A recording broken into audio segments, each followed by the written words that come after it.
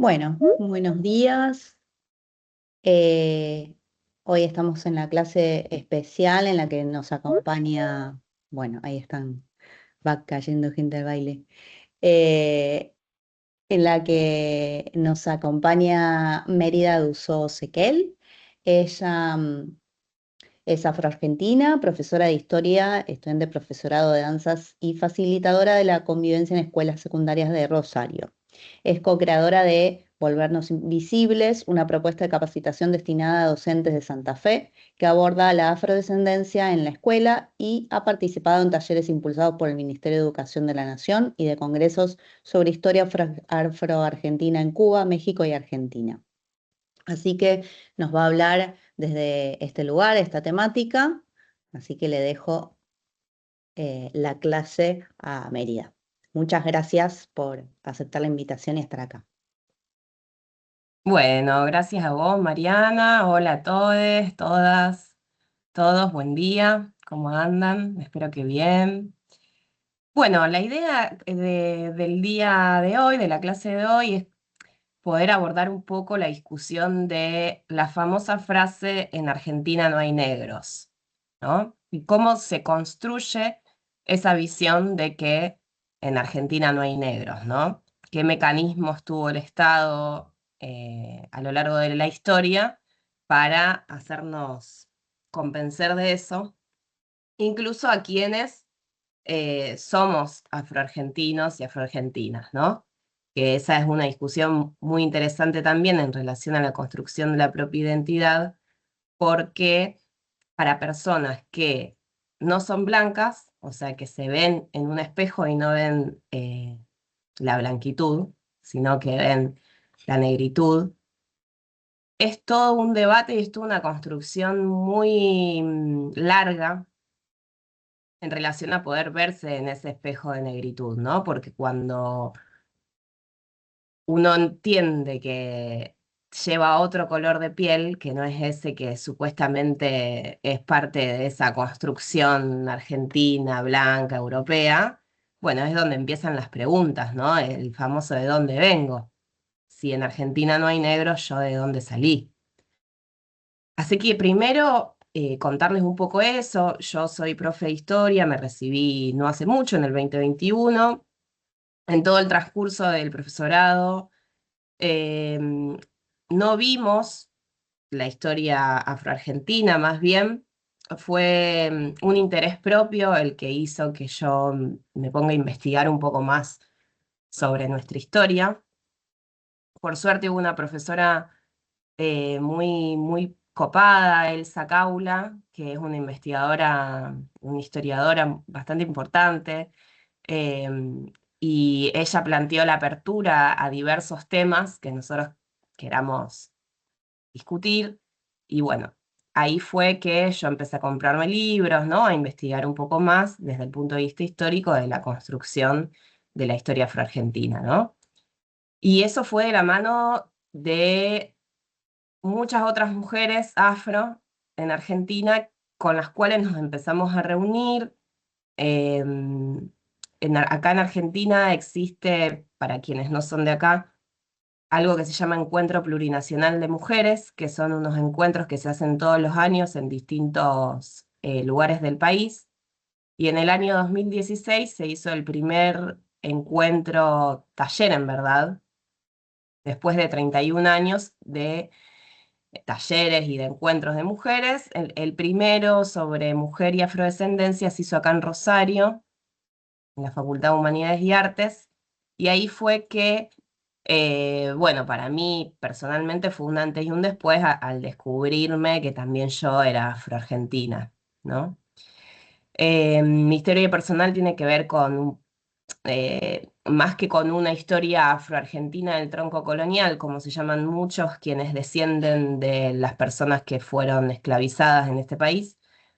Mi historia tiene que ver más con la migración, porque mi padre es cubano, negro, y bueno, se casó con mi madre, que es argentina, blanca. Y yo siempre pensé que el negro en mi familia era mi papá, ¿no?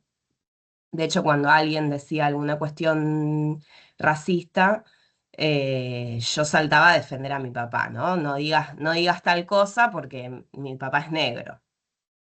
Y ahí en ese encuentro plurinacional de mujeres en el 2016, en ese primer taller que llevó mucho debate y mucha discusión para lograr hacerse, porque fueron años de otras compañeras, ¿no? Más históricas de discutir con ese feminismo que venía construyendo esos encuentros, de que nosotras también merecíamos tener nuestro taller, ¿no? Y bueno, fue ahí que entonces, de la mano de estudiar historia y de la mano del resto de estas compañeras que también estaban en ese proceso, yo arranqué este proceso de, bueno, a ver, me gustaría, ya que soy futura profesora de historia, poder saber más sobre la historia afrodescendiente en Argentina. Así que bueno, eso como para contarles un poco más también quién soy yo y de dónde vengo y cómo fue que esto empezó a generarme un interés en mi vida. Desde ya que la cuestión del racismo siempre estuvo presente, desde el jardín incluso, en mi niñez siempre hubo esto de, bueno, vos no, hay ciertos roles que no podés jugar, no podés ser la princesa porque las princesas no son negras, bueno, toda esa cuestión que viene desde la niñez, ¿no? Lo bueno es que, bueno, llega un momento en la vida en que uno entiende de dónde viene todo eso y puede encontrarse con otras mujeres que vivieron lo mismo y que, bueno, ahí empieza todo a tornarse un poco más político, ¿no? Porque también la cuestión de la identidad fija, eso hay que desarmarlo un poco también, me parece, a esta altura, porque cuando uno eh, solo habla desde la cuestión identitaria, se pierden muchas otras cosas, ¿no? Pero bueno, es más o menos para comentarles un poco mi historia. Me interesa ahora compartirles un pedacito de un documental que se llama África Esparcida, y bueno, y después de eso ya arrancamos la clase. No sé si quieren alguien decir algo, preguntar algo, hacer algún comentario antes.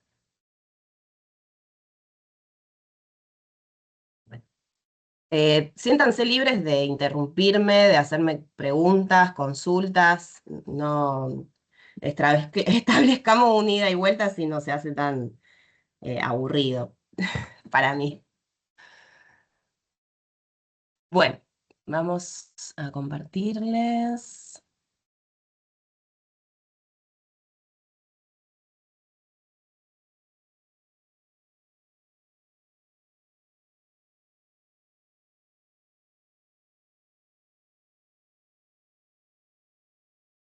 Acá. ¿Ahí están viendo? ¿Sí? ¿Se comparte? Sí, se ve bien. Perfecto. Poner un poquito más de volumen.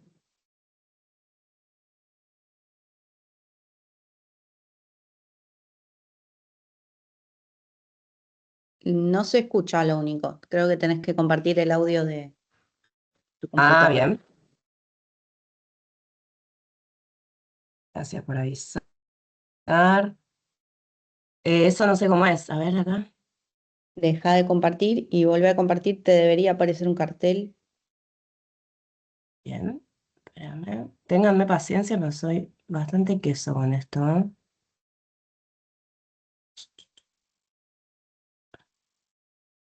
¿Ahí se dejó de compartir? Sí. Sí. Bien. Ahora comparte. Incluir sonido. Ah, ahí está.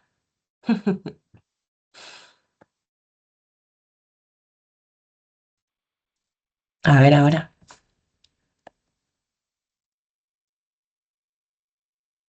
What is even more remarkable, though, when we start talking about the demographics of the slave trade and the slave trade experience, its impact on the Western Hemisphere and its development, is the fact that the African peoples constituted the majority of the people who came from the Perdón, ¿podés old ponerlo de world to nuevo the que new me world.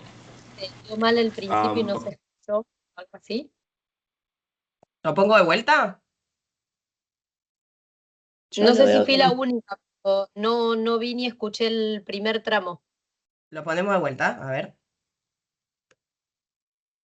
What is even more remarkable, though, when we start talking about the demographics of the slave trade and the slave trade experience and its impact on the Western Hemisphere and its development, is the fact that the African peoples constituted the majority of the people who came from the Old World to the New World.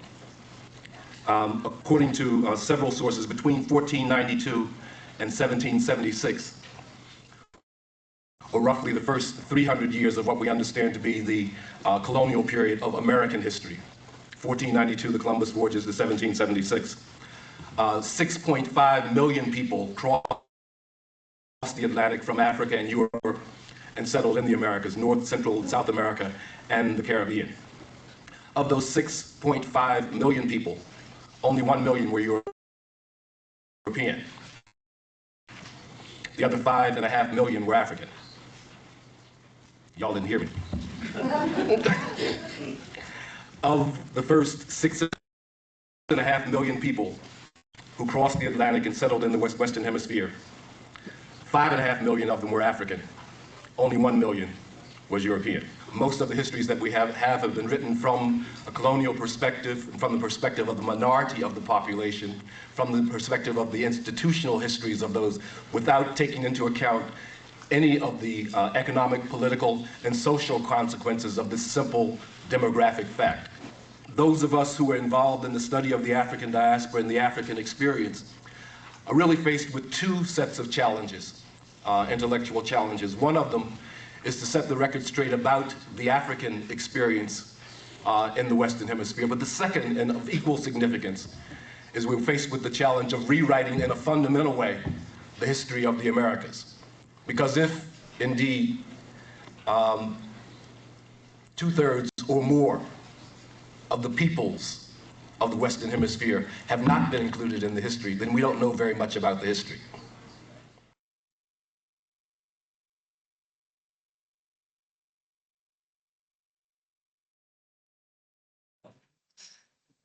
No sé si pudieron verlo bien, escucharlo bien, que ahí al principio hubo unos problemitas. Buenísimo. Sí,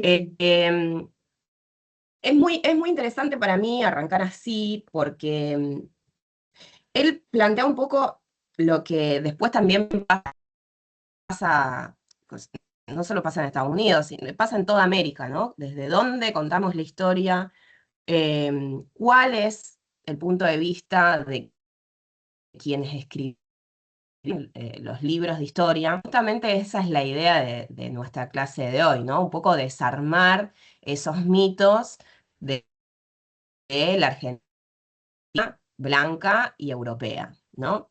Es muy interesante pensar esto de cuánta gente queda fuera de contar su propia historia, ¿no? Que es lo que pasa un poco acá. Nosotros tenemos que poder trazar un poco en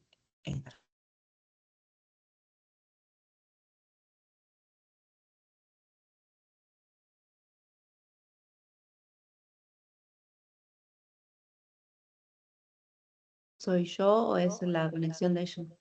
Sí, es la conexión de ella. El aviso. Sí, se cortó.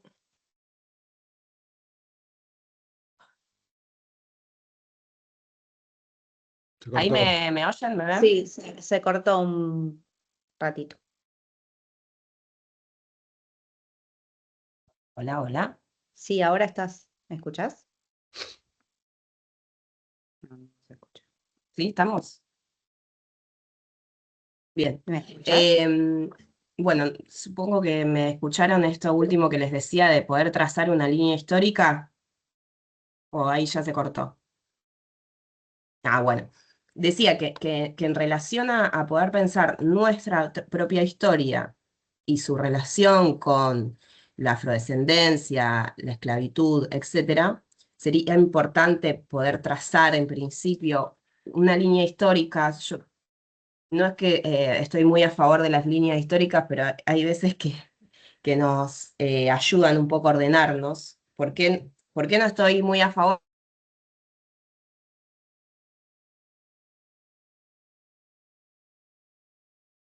Se desconectó, ¿verdad? Sí, sí, ahí le estoy avisando.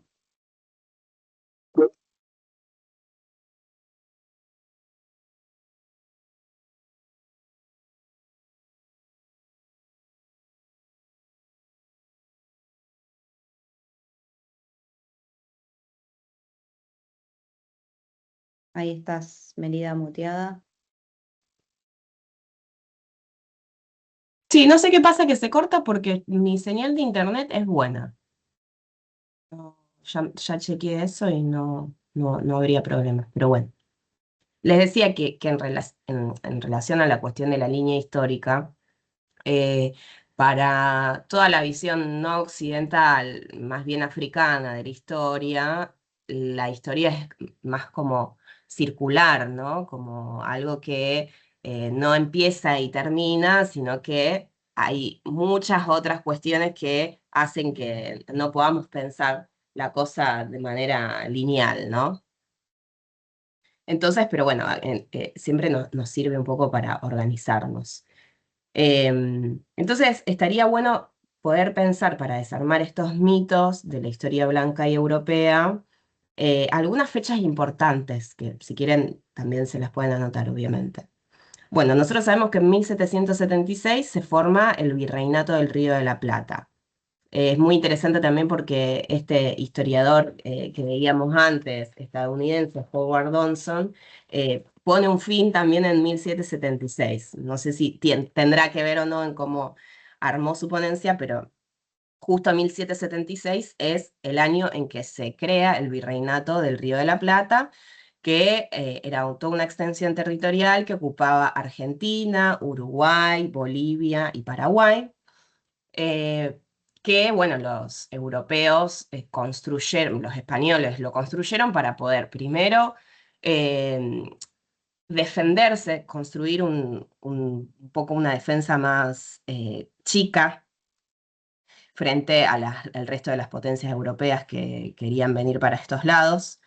Después también porque era difícil comercializar productos con el virreinato del Río del Perú, porque era una extensión muy, muy grande y bueno, los barcos tenían que dar toda una vuelta para poder cargar sus productos. Entonces, al construir el virreinato del Río de la Plata y tener el puerto en Buenos Aires y luego el de Montevideo, facilitaba mucho más el intercambio de productos. En ese intercambio de productos, lamentablemente encontramos personas, ¿no? No solo eran productos, sino que también ese intercambio incluía personas. Muchos historiadores plantean que, bueno, que la trata esclavista fue fundamental para luego construir el nuevo sistema capitalista, ¿no?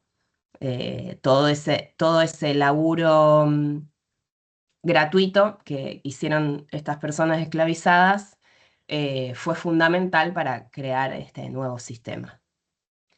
¿Por qué digo personas esclavizadas y no esclavos? Porque el hecho de decir personas esclavizadas pone un punto importante en que eran personas y que había alguien que las esclavizaba, ¿no? Desnaturaliza la idea de el esclavo como una cosa o como, bueno, le tocó esta, ¿no? Sino que pone más bien el eje en la cuestión eh, de quién los esclaviza, ¿no? Que había un sistema que era esclavista y que estas personas, bueno, muchas fueron traídas de distintos puntos de puertos de África, pero muchas también fueron, nada, se terminaron suicidando de los barcos frente a esta terrible forma de entender lo que les estaba pasando, ¿no? Imaginemos que de repente eh, vienen a extraerte de tu lugar, a no solo extraerte, sino extraerte también de tu familia. Bueno, la historia esclavista es muy dura. Yo cuando me enfrenté a leerla fue bastante difícil muchas veces de continuar porque es una violencia muy grande la que se expuso los y las africanas de separación de familias, de separación de bebés y madres, bueno, cosas muy fuertes para, que tiene que vivir, que tuvieron que vivir nuestros ancestros, ¿no? Entonces bien, hay una cuestión que tiene que ver con el número, que es interesante de pensar de esta cantidad de personas esclavizadas que vinieron para América, que es que muchas quedaron en el camino. ¿Por qué quedaron en el camino? Porque, bueno, muchos no pudieron aguantar tampoco lo que implicaba la trata, porque no solo era la captura, la organización en los puertos, sino la captura de las personas al interior de África, después llevarla a los puertos, ahí hacer toda una estimación de cómo eran sus cuerpos, sus cabezas, sus dientes, quiénes estaban en condiciones, quiénes no, una nueva separación, ¿no? Barcos que duraban la trata, duraban entre 3 y 6 meses para llegar a estos lados. La forma en que vinieron esas personas esclavizadas también era terrible porque era abajo de los barcos. No sé si han visto fotos, pero hay algunas fotos, dibujos en realidad, de cómo fue esa travesía esclavista en donde muchos iban tirados en el piso uno al lado del otro, no esposados, bueno, atados. Y lo más interesante de esto, me parece a mí, porque bueno, después también hay otro aspecto al inicio de la trata, que es cuando llegan a los puertos de América y lo que sucede también en los puertos de América, que era muy parecido a lo que sucedía en los puertos de África, ¿no? Esta nueva división, quién los quería comprar, bueno. Pero lo más interesante es pensar también desde qué lado nos paramos para contar esta historia. Si es del lado de la victimización en el sentido de quedarnos ahí nada más en lo duro que fue, o sumarle también en la nivel de resistencia que hubo, ¿no? De estas personas esclavizadas. Pensemos que la resistencia fue tanta que hasta pudieron traer sus costumbres, traer su cultura a estas tierras, ¿no? Por ejemplo, no sé, por decir algo, el candombe, la rumba, toda la música que nosotros hoy conocemos, que tiene que ver con Centroamérica, bueno, también acá el mismo tango, ¿no? Que proviene también, muchos investigadores plantean que el tango tiene mucha raíz africana también. em, o sea, pudieron traer toda su cultura y rearmarla acá. También sus religiones, ¿no? La religión yoruba con sus deidades, Ochun, Changó, Yemayá, todas las deidades afro que hoy en día se siguen difundiendo, siguen teniendo muchísimos adeptos. Bueno, vinieron con esas personas esclavizadas en esas condiciones. Entonces también está bueno tenerlo en cuenta porque hubo mucha resistencia. Y eso también es un antes y un después para ver cómo contamos la historia.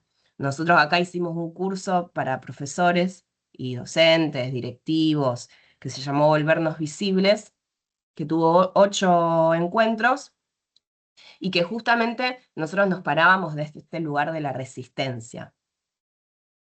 Ah, buenísimo. Gracias ahí por compartirlo. Les decía entonces que nosotros nos paramos mucho para poder pensar la resistencia. Bueno, ahí se ve bien en la imagen cómo fue la organización de esa trata, porque además de personas, bueno, venían productos, ¿no? Entonces, fíjense la cuestión de división de género por un lado, pero de las condiciones que implicaban esa. Imagínense 6 meses o 3 meses estar así. El nivel de resistencia que hubo de todo y que sigue habiendo, ¿no? Entonces, bueno, les decía que es importante para poder pensar toda esta historia, definir desde dónde nos vamos a parar para contarla. Un poco esto que decía el historiador que veíamos al principio, ¿no? Definir desde dónde nos vamos a parar para contarla. A mí me gusta pararme desde el lado de la resistencia de la población afro, em, para no caer tampoco en lugares bajos ni tan duros que, si queremos, incluso podemos investigarlo por nuestras propias cuentas, ¿no? Entonces, para hablar de la resistencia es importante poder pensar estas fechas claves, ¿no? En 1776, la instauración de este virreinato del Río de la Plata, con estos dos puertos que van a tener mucha entrada de población esclavizada, que luego esa población esclavizada que entra por el puerto de Buenos Aires y Montevideo va a ser repartida también al resto del virreinato, ¿no? En Argentina, un lugar clave de repartición de estas personas esclavizadas fue Córdoba, además de Buenos Aires, ¿no? Y de allí partían para todo lo que es el norte de la Argentina. Se vendían, eran un producto más, el precio se lo ponían las personas que eran encargadas de esta trata esclavista y tenía que ver con, bueno, si eran mujeres, si eran hombres, si tenían toda su dentadura, si tenían algún problema de salud, etc. Después nosotros tenemos otra fecha importante en nuestra historia, que por supuesto es 1810, la Revolución de Mayo. Perdón, Sabemos una- que, ¿se sí, sabe el apellido de las familias esclavistas? muy buena pregunta. Mirá, se saben los apellidos de familias esclavistas. La gran mayoría de las familias esclavistas tienen que ver con los grandes nombres de nuestros próceres también, todos quienes fueron fundantes de esta Argentina blanca y europea. No sé, por ejemplo, todos eran esclavistas, ¿no? O sea, quiero decir, todos tenían esclavos, todos tenían personas esclavizadas de la élite, ¿no? Em, por ejemplo, la Madrid, que de hecho hay una familia hoy en Argentina, en provincia de Buenos Aires, que desciende de los La Madrid esclavizados por primera vez, porque además ustedes piensen que se les ponía el apellido de los esclavistas, ¿no? A las personas esclavizadas. Entonces es muy difícil incluso encontrar eso. Perdón que hay una bocina acá, no sé si la escucha. Bueno. Es muy difícil reconstruir los apellidos porque todos sus apellidos eran cambiados. Por ejemplo, mi apellido, que es Dussou, que es francés, viene de Haití, que era una colonia francesa y que luego muchos esclavistas se fueron con sus esclavizados a Cuba, sobre todo a Santiago de Cuba, que está muy cerquita de Haití. em, y es imposible para mí, por ejemplo, saber cuál era nuestro apellido originario, digamos, ¿no? Porque los apellidos los cambiaron todos, estas personas esclavistas. Pero la gran mayoría, ahora vamos a ver, porque tengo algunas cosas preparadas en relación a eso, los apellidos de estos esclavistas y de sus esclavizados, ¿no? Bueno, les decía entonces que... Hola, Mérida. ¿Cómo? Hola, hola Mérida, ¿cómo estás? Hola, ¿cómo va? Bien, te habla Fanny. Sumado un poquito a la pregunta que te hizo Maurelio, y capaz que ya lo vas a decir ahora, en base a esto, los apellidos de esas familias, ¿podés decirnos más que nada de dónde provenían? Si eran, perdón por decirlo así tan directo, como Sí. ingleses, franceses. Yo sé que se fueron sectorizando las direcciones de los esclavos, pero tenés, ya que este tipo donde empezaste con el video hablaba de un número muy fuerte, solo quería saber, capaz que lo vas a explicar después. Gracias. No, no, de nada. Pregúntenme todo lo que necesiten. Miren, a ver, las personas esclavizadas que venían para estas tierras vinieron fundamentalmente de los puertos de Luanda, de Benguela, o sea, toda la zona de em, Guinea, Angola, toda la zona, digamos, que está De la pegada costa. de De la la costa, costa. pero de la De costa más África. cercana a Sí, nosotras, a que es la nosotras. del sur. Pero a la vez, como les decía, muchos eran capturados al interior de África, ¿no? O sea, no es que solo de esos lugares, no. Entonces, después eso te das cuenta por las religiones, por ejemplo. No es lo mismo la religión yoruba, que está fundamentalmente en Cuba, en Haití, que otro tipo de religiones. Yo la que más conozco es la yoruba, porque hay cientos de miles que vinieron de otros lados, ¿no? Entonces, por la religión vos ya te podés dar cuenta que la religión yoruba es la gran mayoría de lo que existe hoy como vínculo con África y América. Y justamente es toda la parte de Angola, por ejemplo. Entonces tenemos muchas personas esclavizadas de ahí. Mozambique también. Pero ¿qué pasa? Después también ellos, por ejemplo, vienen a los puertos, primero de Brasil, ¿no? Pensando para hacia acá abajo, América del Sur, ¿no? Primero los puertos de Brasil y de ahí después hay como toda una difusión hacia Montevideo, Buenos Aires, como hay varios puntos antes de la llegada a Buenos Aires. No sé si eso respondió un poquito la pregunta o me fui por otro lado. Sí, respondí una parte de la pregunta, pero creo que yo dije la palabra esclavizados y quise decir esclavizantes, pero igual me encantó porque también te iba Ah, a preguntar eso. Así que gracias y perdón si yo no fui claro, muy clara. claro. Bien, sí, los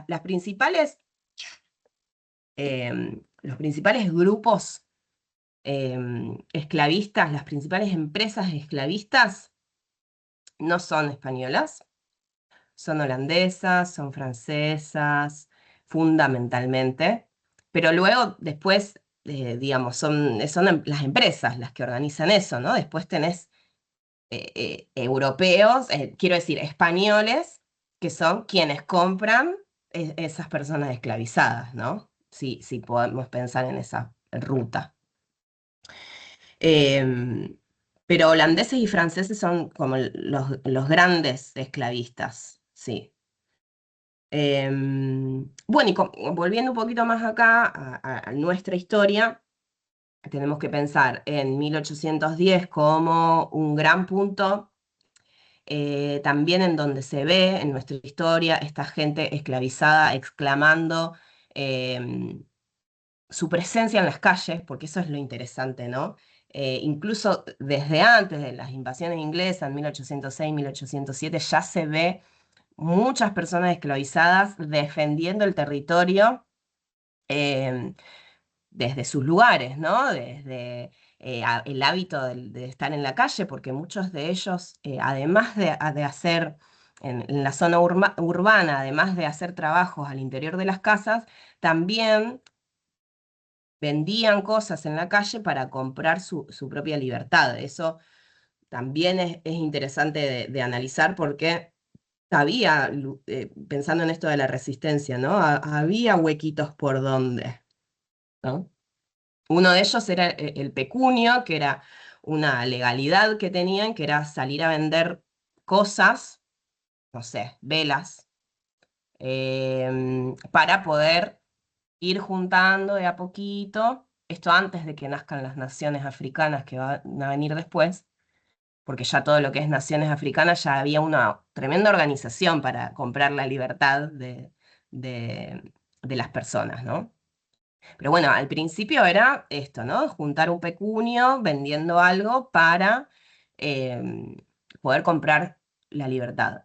Por eso es interesante también pensar este mito de en qué momentos vemos a los negros y a las negras en nuestros actos escolares, ¿no? Los vemos vendiendo cosas muy felices, velas, leche, en los actos del 25 de mayo de 1810, pero nadie te dice que eso que vendían era para comprar su libertad. Entonces, ahí está esto de cómo se cuenta la historia, porque si vos pones a las personas esclavizadas felices vendiendo cositas, decía, estaba todo bien, era una esclavitud re benévola esto, ¿no?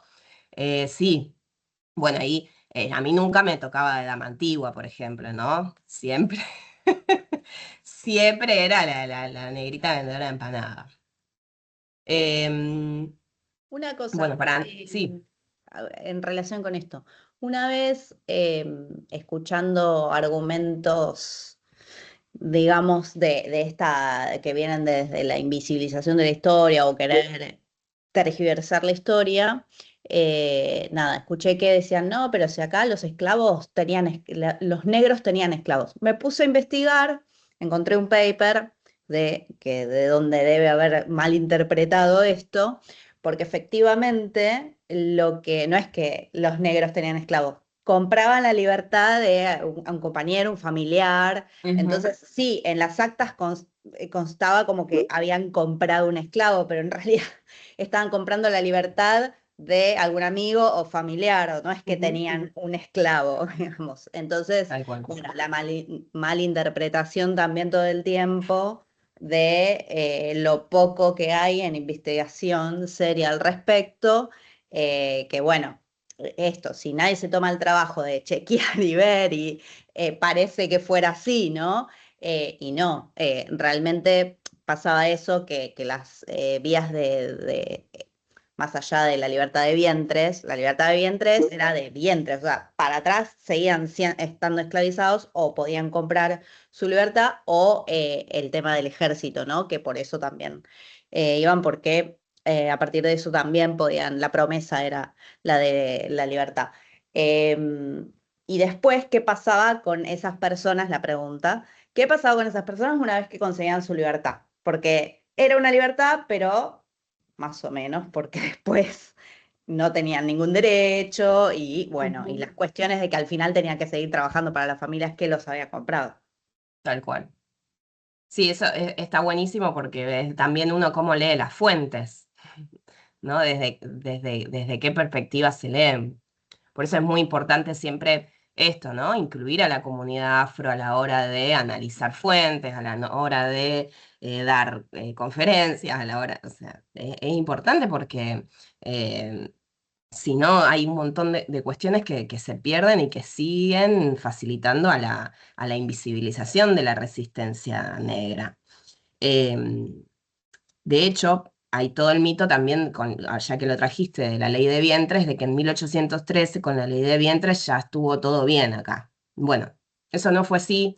En 1812 acá sí hay una prohibición de la trata, en 1812, que es un año, eh, nada, eh, muy lejano, ¿no? Para pensarlo en otros países, qué sé yo, por ejemplo, en Uruguay viene muchísimo después, casi en 1850, antes de 1850 la prohibición de la trata.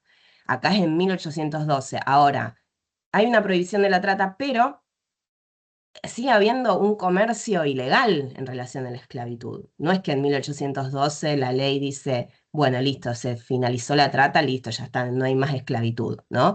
Con lo mismo que pasa con esto de no hay negros en Argentina. Es una definición tan taxativa, tan que, listo, o sea, no existimos. No, obviamente, vos viajás a Brasil, a Bahía, y sí, Buenos Aires no es Bahía, incluso Buenos Aires no es Montevideo. Ahora bien, hay una diferencia muy grande en dar las explicaciones de quizá por qué se baja ese nivel de población afro con decir no hay. O sea, es una diferencia enorme, ¿no? Porque eso invisibiliza mucha población y sobre todo cuando uno va a los barrios, a los márgenes de las ciudades, de las grandes ciudades, ahí está la afrodescendencia, que se mixturó con lo indígena. Ahí está la afrodescendencia.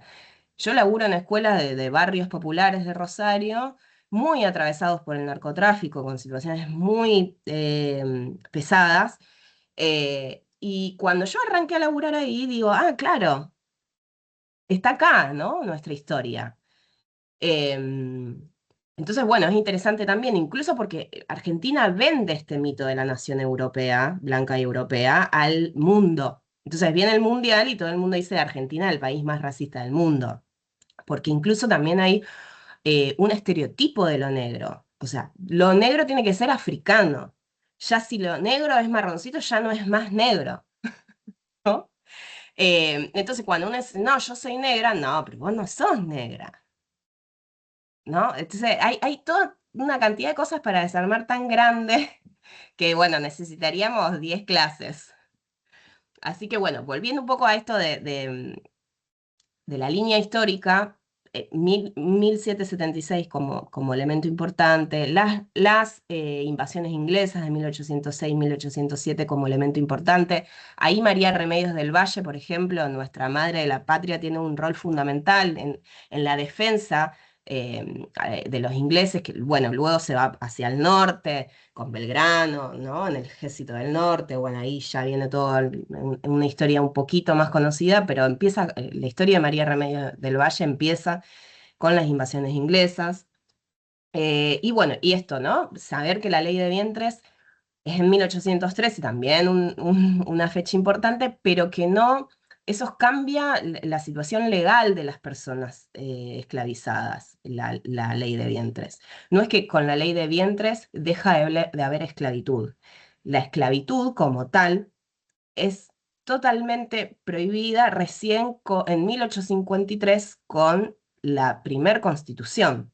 Hasta ese momento, la esclavitud sí, sigue siendo legal, por más de que hay una prohibición de la trata en 1812, que es una fecha bastante interesante para pensar, pero sigue habiendo esclavitud. De hecho, Buenos Aires se incorpora a la nación argentina en el 61, en 1861, o sea que en realidad la última fecha que podemos pensar es esa. Y esto que decía Mariana, de que bueno, por más de que exista como hoy en día, ¿no? Las cosas que están en la Constitución, bueno, la gran mayoría no se cumple. Bueno, en ese momento también tu color de piel frente al racismo que había en la sociedad era definitorio para lo que vos podías hacer como persona, por más de que no seas un esclavizado, ¿no? ¿Qué sabías hacer? Bueno, lavar, planchar, ¿no? No había todas las cuestiones de servicio en lo urbano y más en lo que tiene que ver con el campo, bueno, faena, ¿no? Es muy interesante pensar todo el rol que se le da en las cuestiones de los trabajos de las personas esclavizadas en el campo a través de la literatura argentina, en esta famosa generación del 80 y bueno, toda la idea de que los negros y las negras en el campo eran quienes, eh, bueno, estaban en esos lugares de servicio también, ¿no? Muy interesante. Ahora yo después les voy a mostrar un poco todo el discurso de esa generación fundante de nuestra nación sobre lo afro. Así que bueno, les quiero mostrar otra diapositiva más en relación a esto, porque ya son las 11. Si quieren preguntarme algo o algo, adelante. Yo mientras les voy buscando las diapositivas.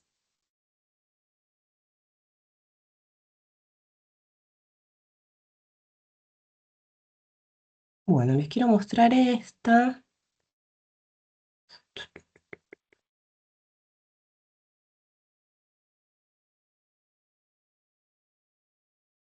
Tuvimos una clase anterior donde algo estuve hablando de la generación del 80, justamente, Alberdi, Sarmiento sobre todo, y cómo se veía, ¿no?, a la población afro en ese momento.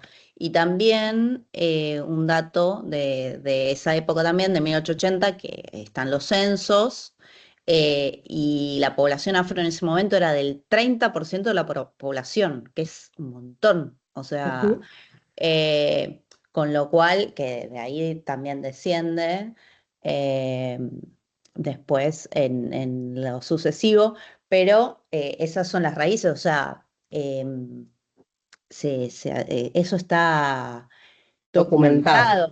claro, Sí, no es que es sí, una sí. habladuría. Entonces se invisibilizan hasta cosas que están documentadas. El Ujú, censo que mandó a hacer el mismo gobierno, ¿no?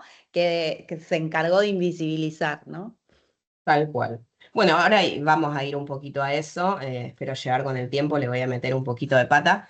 Acá no sé si están viendo, ¿no? Sí. Bien. En 1778, es importante también esa fecha porque se hace el censo de Juan José de Bertis y da que el Río de la Plata tiene en total el 46% de origen africano.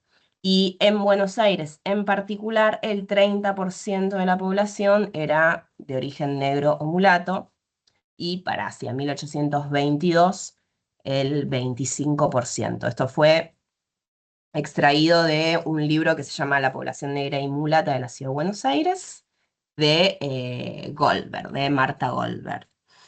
Em, Después vamos a otra que les quiero compartir, así no se nos va tanto el tiempo, que tiene que ver más con, bueno, ¿no? Si estas eran las cifras, después hay cifras de todo, de Salta, de Jujuy, de Mendoza, de Catamarca, de Santa Fe, o sea, eso está para buscarlo, depende de ustedes dónde estén sus lugares, ¿no? Es interesante también pensar, bueno, a ver acá, no sé, en Santa Fe, eh, cuánta población afro había en este momento, ¿no? Em, y por otro lado, les quería mostrar, un segundito, esta gran pregunta de, bueno, si el 46% de la población era de origen afro en el Virreinato del Río de la Plata, la famosa frase ¿qué pasó? ¿Qué pasó con los negros, no? Porque hay gente que sí te dice, bueno, no, sí, existieron los negros, pero se murieron todos, ¿no? O sea, había negros en Argentina, pero se murieron todos de fiebre amarilla, em, y en las guerras de la independencia. Lo cual no significa que no murieron de fiebre amarilla y en las guerras de independencia. Eso es una realidad. Al frente de los ejércitos de nuestra independencia iban personas esclavizadas.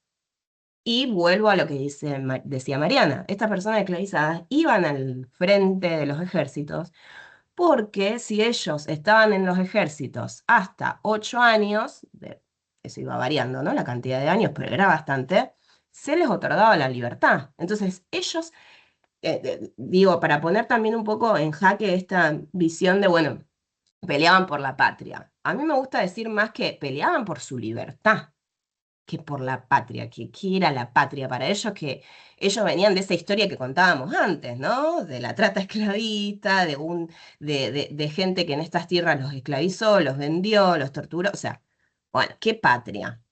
¿Cuál era el concepto de patria de una persona esclavizada en 1812, en 1816? No tenemos ni idea. Lo que sí sabemos es que legalmente se les prometía la libertad si ellos iban al ejército. Entonces, volviendo un poco a esto de desde dónde me paro para contar la historia. Bueno, hay una historia de resistencia muy interesante en toda la población negra, siempre, ¿no? Históricamente. Les quiero mostrar a ver si puedo ponerlo un poquito más grande, espérenme. Em,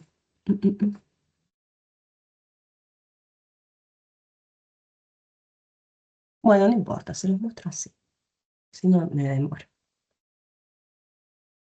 Y ahí se cae el relato de la meritocracia, ¿no? Pues si fuera por meritocracia, las personas afrodescendientes de esas personas esclavizadas tendrían que ser las que estuviesen mejor socialmente y no es el caso, justamente Tal porque cual.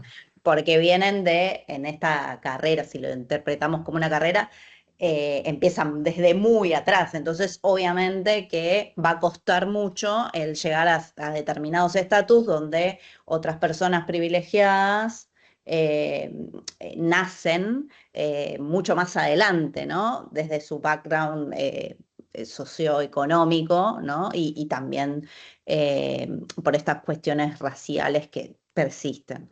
Sí, Entonces, si tus ocupaciones eran eso, bueno, ¿qué sabes hacer? Servicios domésticos o de campo, y iba a ser mucho más eh, difícil o iba a llevar mucho más generaciones bueno, cuando ingrese a la universidad o poder salir de esos ámbitos, ¿no? sí, Eh, cuando nacidos criollos iba a ser más fácil o lleva menos tiempo, ¿no? Y eso tiene que ver con la conformación de dónde encontramos esa población. Hay fotografías, por ejemplo, de Fundación Evita, cuando está con los chicos y demás, y hay un montón de ujú, chicos afro en esas sí, fotografías. Entonces, de hecho, Maradona sí, desciende de una persona afro. Entonces, bueno, y se nota, también se notaba en sus rasgos, ¿no? Los rulos son lo último que se va. Entonces, digo, esto de también desmontar estos otros relatos que tienen que ver con la meritocracia y demás, porque no todos empezamos en el mismo lugar de la carrera, tal ¿no? cual, tal cual. Sí, de hecho les quería mostrar, bueno, algunas, esto ya que hablas de las fotografías, no me quería perder esa oportunidad. Hay muchas fotografías de el Archivo General de la Nación que incluso nos permiten ver a personas afrodescendientes en lugares que no son de servicio. Por ejemplo, bueno, yo acá no los tengo, qué lástima que justo esas no las tengo porque es parte de otra clase, pero se las puede ver a varones ingresando en la universidad, negros. Después te voy a mandar, así podés compartir las que tengo. Acá justo las que yo tengo no tienen que ver con eso, pero igual se las muestro. Em, espérenme.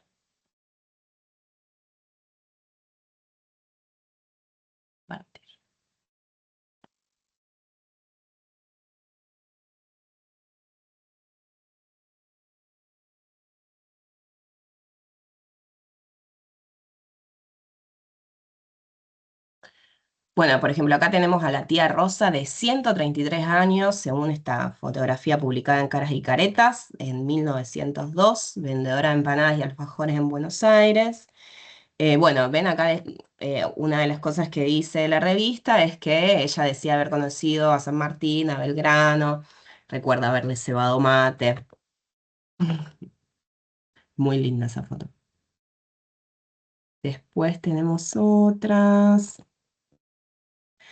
Bueno, acá está, ¿no? El teniente navío Carlos Rigni. Fíjense, una foto de 1900.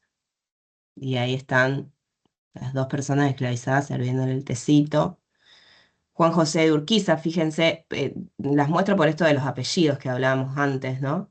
Mazamorrero y sirviente de la familia Urquiza, combatió en la batalla de Caseros. Bueno, acá el ordenanza más antiguo de la Casa de Gobierno. Em, bueno, dice a quienes son este viejo ordenanza, a quienes son familiares todos los políticos, les son familiares todos los políticos por haberle prestado importantes servicios de mate, té o café frecuentemente. Entró a ejercer su profesión en el año 70. Bueno, acá también. El coronel José Octavio Lascuaga junto a su asistente, 1870. También es interesante ver las fechas, ¿no? En relación a esto que decíamos, bueno, si hubo una desaparición, acá este tipo de fechas nos pone, y lo que vamos a ver ahora en breve, nos pone un poco en jaque esos discursos, ¿no? Esas definiciones tan taxativas de, bueno, no existen más negros, ¿no? Y ahora les quiero mostrar ya lo que había pensado para antes. Compartir.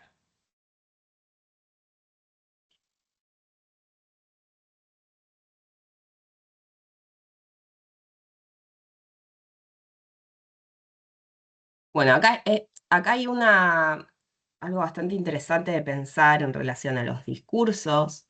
de blanqueamiento de la población o los discursos de inexistencia de la población negra con los periódicos que fundaron las personas negras en Buenos Aires. Ahí tenemos para pensar tanto los periódicos, que bueno, son varios, tenemos La Broma, La Perla, ahora los vamos a ver, La Raza Africana, La Juventud, son todos periódicos formados por personas negras en Buenos Aires, que bueno, hablaban de sus intereses, ¿no?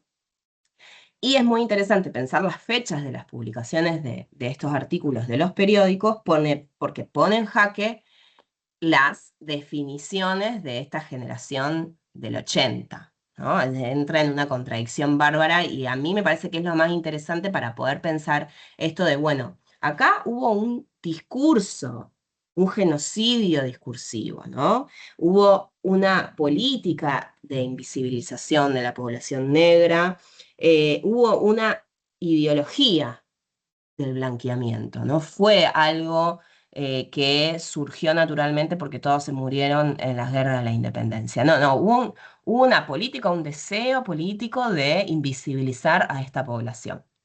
Entonces, por ejemplo, tenemos Sarmiento en el Facundo, en 1845, la raza negra, casi extinta ya, excepto en Buenos Aires, ha dejado sus ambos y mulatos habitantes de las ciudades, eslabón que liga al hombre civilizado con el palurdo, raza inclinada a la civilización, dotada del talento y de los más bellos instintos de progreso. ¿No? Eso decía Facundo en 1845. Y a ver si me deja cambiarlo. Ahí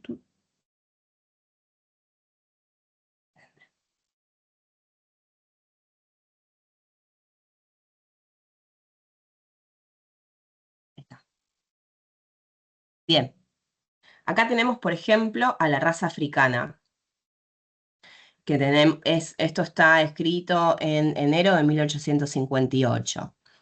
Nuestra bandera es de paz e igualdad, nuestros principios y nuestras convicciones son las mismas que obligaron a nuestros mayores a hacer la Gran Cruzada en 1810, dando por resultado haber roto la férrea cadena con que el coloso sujetaba al esclavo, y una vez rota gozó de libertad todo el continente suramericano. Bien, esto es de 1858. O sea, en 1845 decía Sarmiento que ya casi estábamos extintos, los tipos diciendo esto en 1858. Otro periódico, La Broma, en 1879. Sí, porque esa libertad de que gozan los que hoy nos escarnean, no se la deben a ellos mismos, sino a los sacrificios heroicos y abnegados de esa raza indomable. Qué triste premio se ha dado a esa raza. ¿Hasta dónde llega el orgullo humano, ingrato? Vosotros blancos aristócratas de cajón que tanto blasonáis de libres e independientes, decid, ¿a quién debéis vuestras libertades y vuestra independencia? ¿A vosotros mismos? No. Eso escribían en La Broma en 1879, ¿no?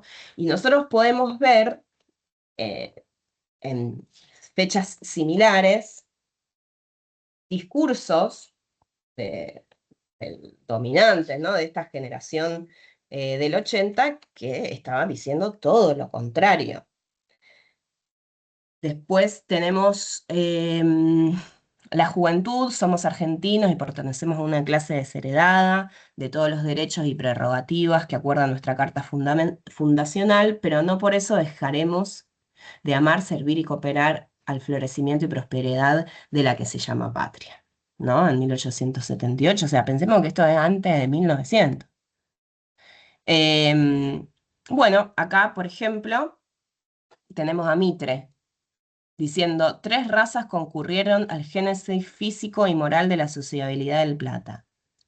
La europea o caucasiana como parte activa, la indígena o americana como auxiliar y la etíope como complemento. De su fusión resultó ese tipo original en que la sangre europea ha prevalecido por su superioridad, regenerándose constantemente por la inmigración y a cuyo lado ha crecido mejorándose esa otra raza mixta del negro y del blanco que ha asimilado las cualidades físicas y morales de la raza superior. Bueno, acá medio que aceptando que hubo negros, ¿no? Los dos, Mitre y Sarmiento, pero que bueno, gracias a la incorporación del blanco, se está generando una raza superior, ¿no? O sea, un mejoramiento de la raza, digamos. Bueno, este ya se los mostré. Ah, miren, acá está. Lo que les decía antes, de los algunos que llegaron a la universidad. Fíjense, en 1914, Mariano Girando, egresado de la Universidad Nacional de La Plata, profesor de dibujo en la Academia Nacional de Bellas Artes en 1915, Bernardino Posadas. Florentina, 1911, ella es como bastante reconocida por la cantidad de veces que iba a la justicia a hacer denuncias, ¿no? Contra policías, jueces. Bueno, y después tenemos los discursos mucho más actuales de Menem, por ejemplo. En Argentina no hay discriminación porque no hay negros. Ese problema lo tiene Brasil, de Macri en el 2018. En Sudamérica somos todos descendientes de europeos. Y bueno, lo último de Alberto Fernández, que ya lo escuchamos todos, que bueno, los argentinos descendemos de los barcos. Bien, espérenme que quiero... Ay. Bueno, ahí un poco para mostrar esta contradicción de, por un lado, están diciendo que no hay casi negros, que están casi todos extintos, y por otro lado, gran cantidad de población escribiendo periódicos. Eso si les interesa, que es muy, muy interesante desde mi punto de vista para poder desarmar un poco este mito. Hay un libro de Lea Heller que se llama Andares Negros, Caminos Blancos, Afroporteño, Estados y Nación en Argentina a fines del siglo XIX. Está muy bueno y creo, si no me equivoco, que está en PDF. Así que por si quieren buscarlo, investigarlo un poco más. Y ahí hay mucha info de estos periódicos, porque Lea Heller es una historiadora que ha hecho mucho eje en la cuestión de los periódicos, así que pueden buscarlo. Después les quería mostrar... un segundo.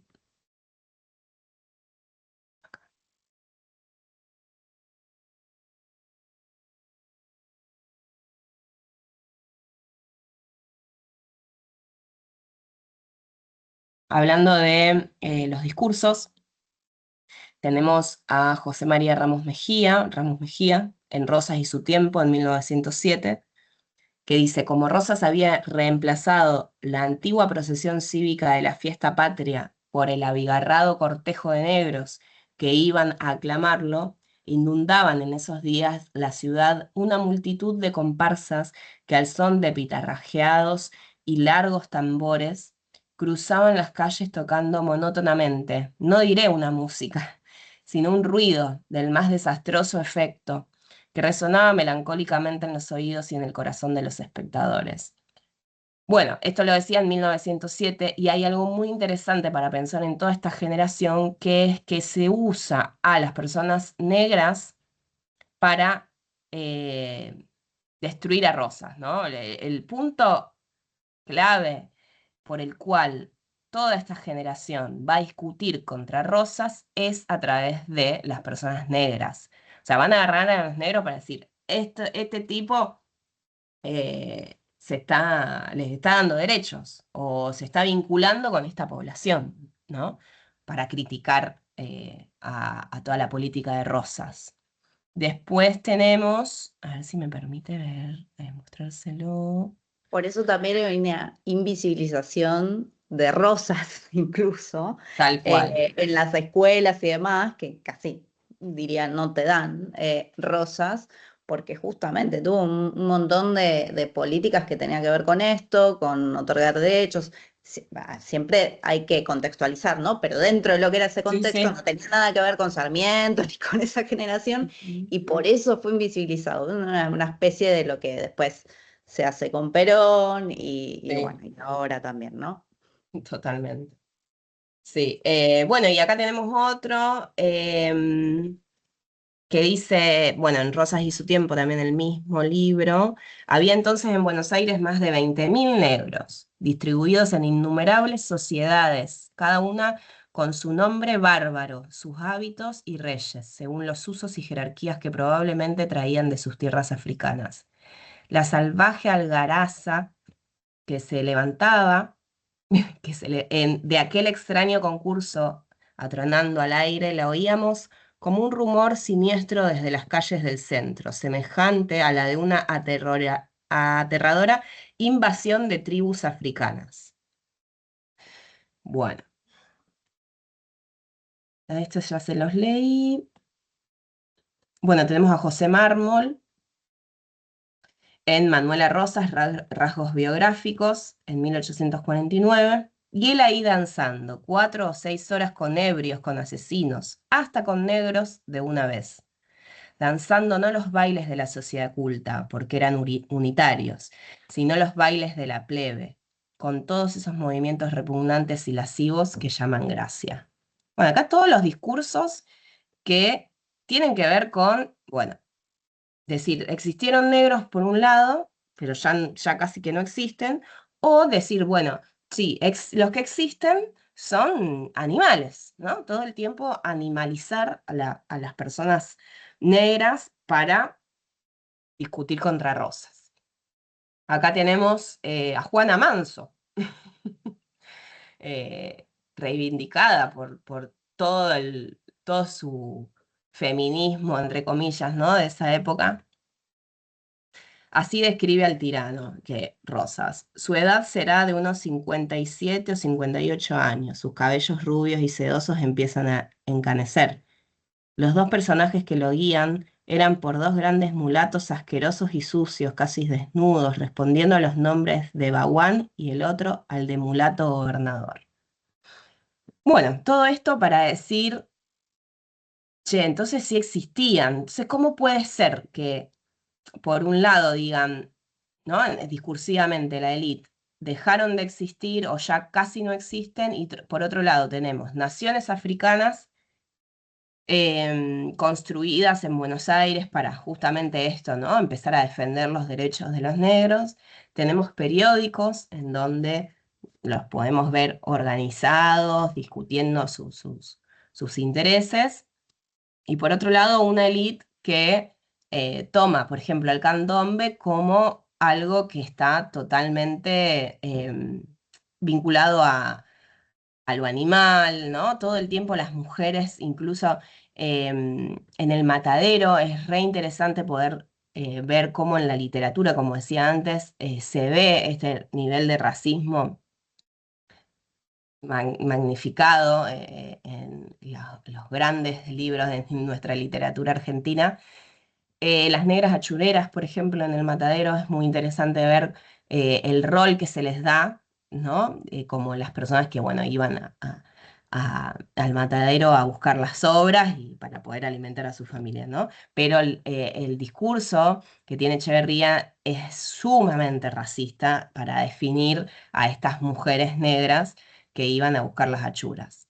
Entonces ahí también, ¿no? Digo, cómo hasta el día de hoy persisten estos grandes héroes como grandes héroes, que los vemos en todas las escuelas, con un montón de bustos, con estatuas, etcétera, etcétera. Y a la vez, este discurso que también pervive hoy de, en Argentina no hay negros, Argentina es el país más racista del mundo, invisibilizando todo el tiempo la población afroargentina y la resistencia de esa población afroargentina, que hasta el día de hoy los afroargentinos y afroargentinas seguimos organizándonos, sigue habiendo organizaciones a lo largo y ancho del país, que hay que seguir enfrentando estos discursos, digo, no es algo que quedó en 1800, principios del 1900. Hasta el día de hoy estos discursos, bueno, como vimos con los discursos de estos presidentes que mencionaba antes, siguen gozando de buena salud estas ideas. Y también les quería recomendar un libro que es muy interesante, que se llama Identidades Secretas, la negritud en Argentina, de Alejandro Solomiansky, que él justamente agarra desde poesías hasta, bueno, ni hablar El Matadero, toda la literatura argentina y la va contrastando con estas organizaciones de personas esclavizadas o negras, y bueno, hace ver un poco en realidad más bien el racismo de estos grandes próceres. Está bueno el libro, por si quieren acceder. Este creo que sí no está en PDF, pero bueno, lo pueden conseguir. Y después, otro más que les quería recomendar, que digo, para quienes les interesaba más todo esto de la trata esclavista, los apellidos de los esclavistas, bueno, toda esta historia más previa de nuestra historia afro. Hay un libro que, bueno, yo siempre recomiendo bastante, que es De compañeros de barcos a camaradas de armas, de Borucki, Alex Borucki. Está muy, muy bueno también. Y luego, por último, hay una historiadora acá de Santa Fe que se llama Magdalena Candioti, que ella también siempre está parada desde este lugar de la resistencia y ha investigado, se ha metido mucho a investigar fuentes, pero fuentes coloniales, que eso es súper complejo para quienes son historiadores. O sea, en realidad, digo, hay una complejidad mayor que con otras fuentes, porque son fuentes que están escritas en un español antiguo, que además de eso no lees, no te encontrás con una fuente que escribió o que dijo directamente la persona esclavizada, sino que las personas esclavizadas tenían representantes para acceder a la justicia. Entonces vos no lees en esas fuentes a lo que decía, no sé, Menganita esclavizada, sino lo que decía su representante.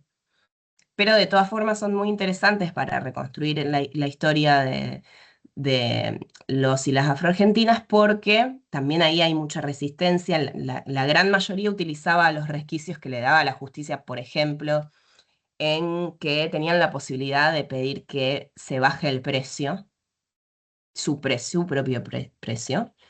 Entonces iban a la justicia a pedir, porque estaban recibiendo malos tratos, por ejemplo, que se baje el precio para que las pueda comprar otro amo, ¿no? Esa era una gran estrategia. Después, obviamente, huir. Hay unos textos muy interesantes sobre las huidas de las personas esclavizadas, que la gran mayoría se iba a todos los lugares de las sierras cordobesas.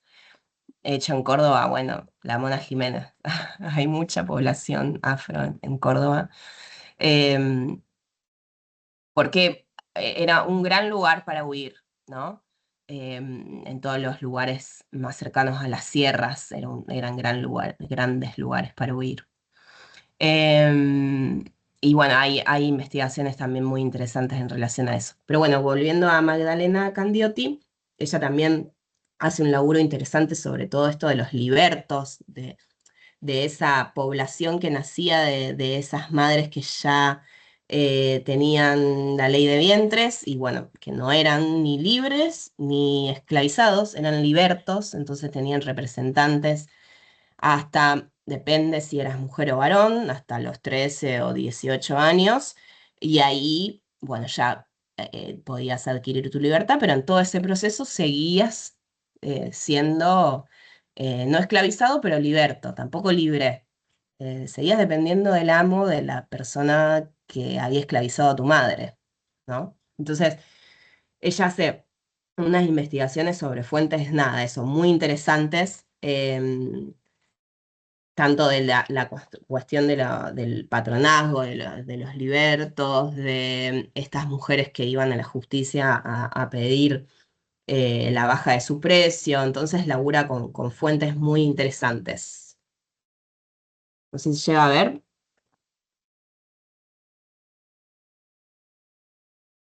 No, hay una historia de de la emancipación negra.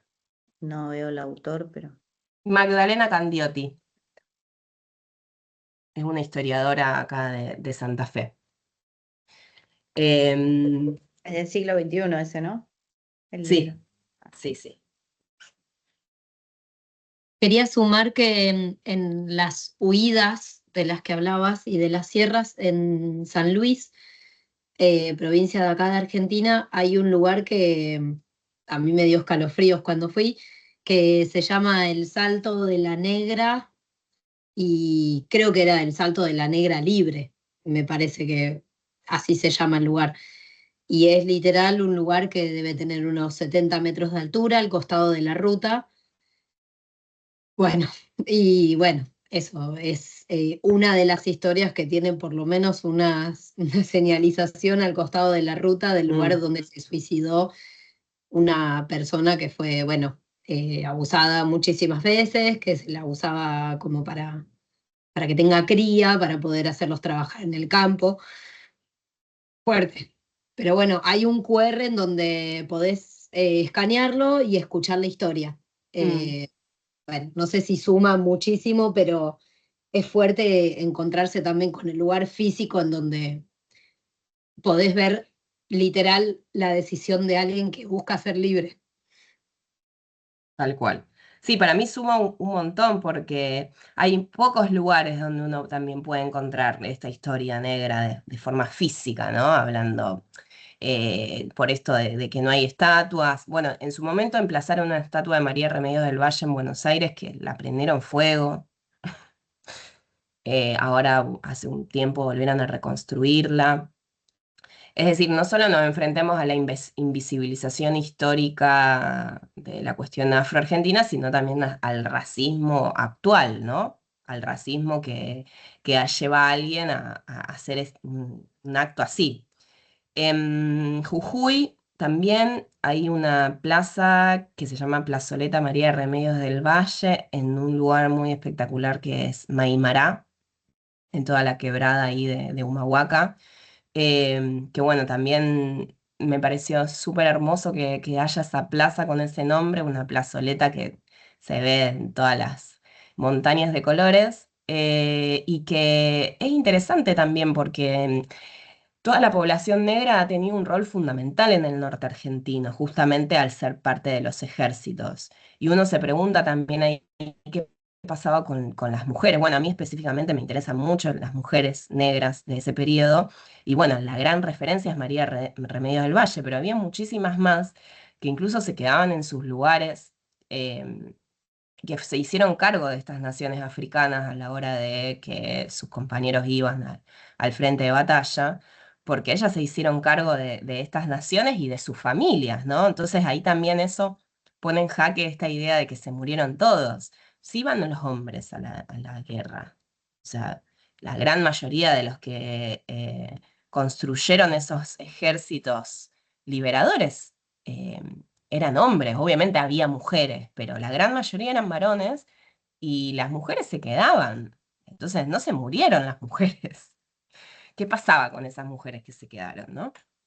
Y bueno, es bastante interesante pensar en estas mujeres como referencia política desde esos momentos, porque hasta el día de hoy las organizaciones afro en Argentina son llevadas adelante por mujeres negras.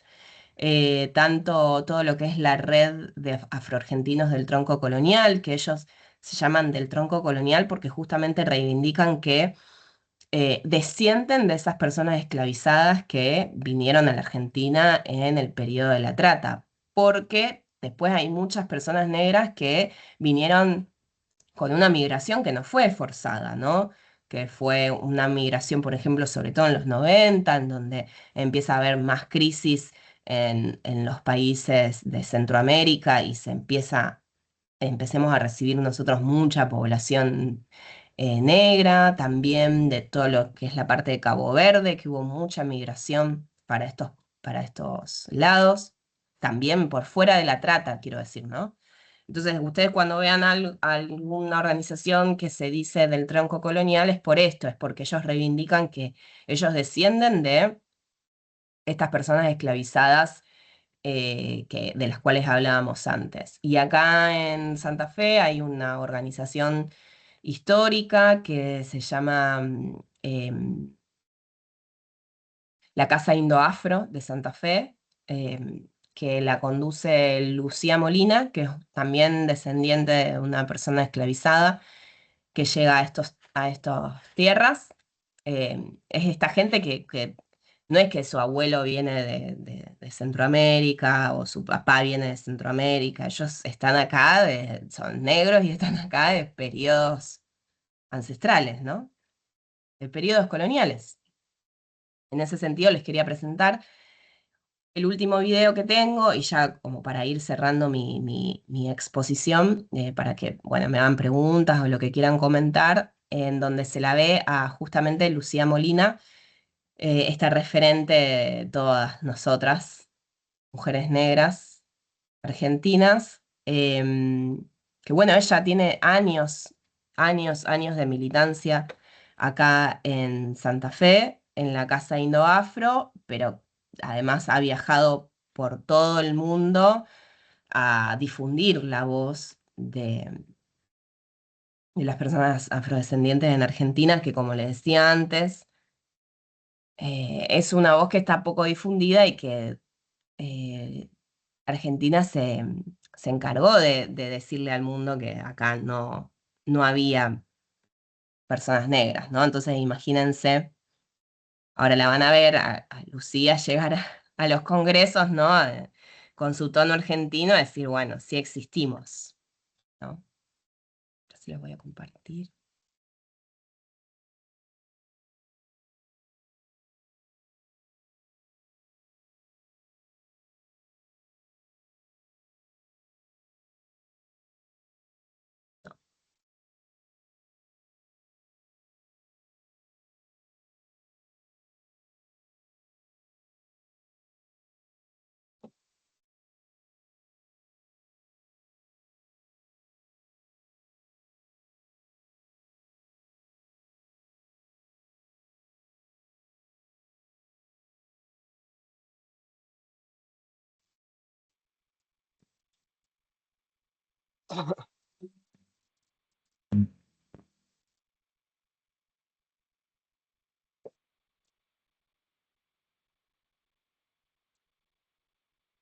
¿Por qué es importante discutir este tema?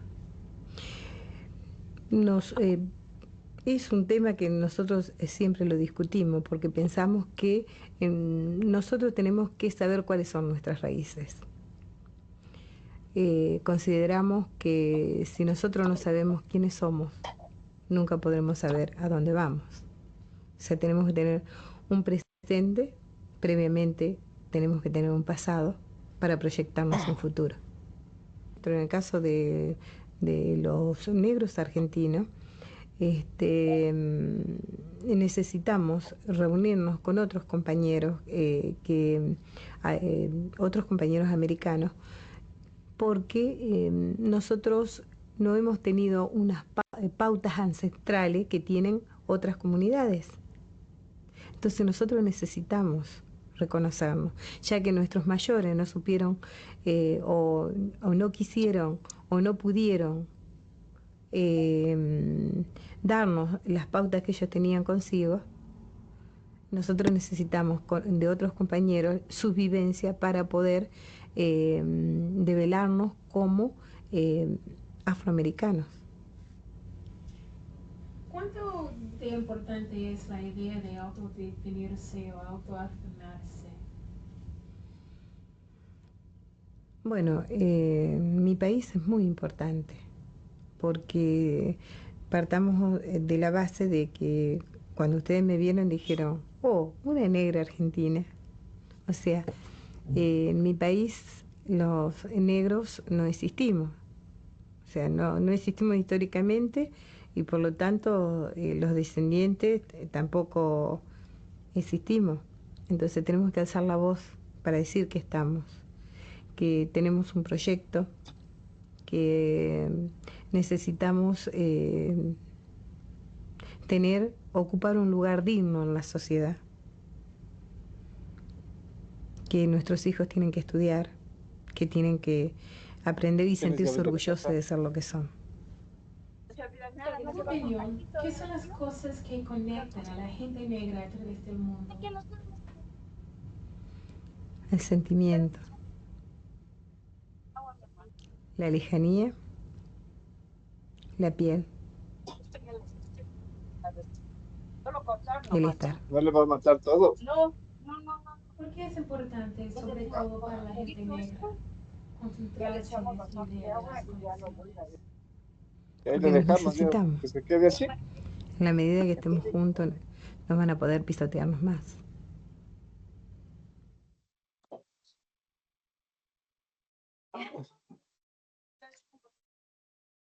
Bueno, ella es Lucy. Ella es Lucy Molina, una compañera que, bueno, ya se la ve poco porque está bastante adulta.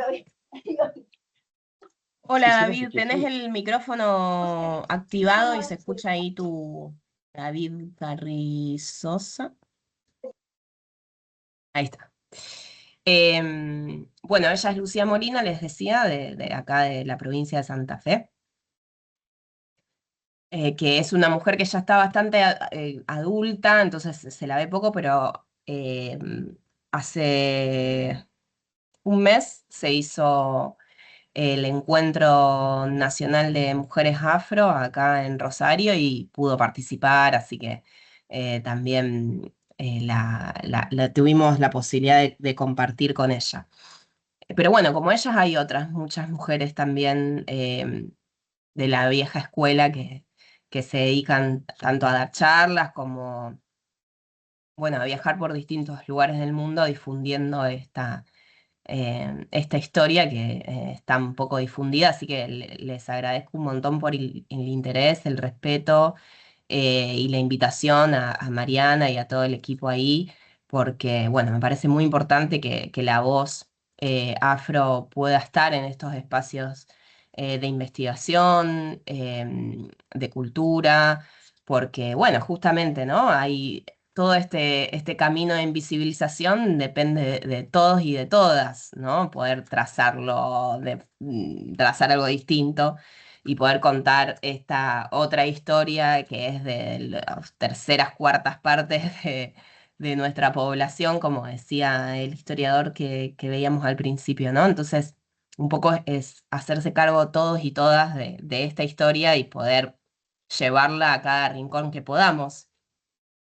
Así que bueno, les agradezco un montón. No sé si quieren que comencemos ahí una ronda de preguntas, comentarios, reflexiones de lo que vieron, cosas que no sé, sigan teniendo dudas.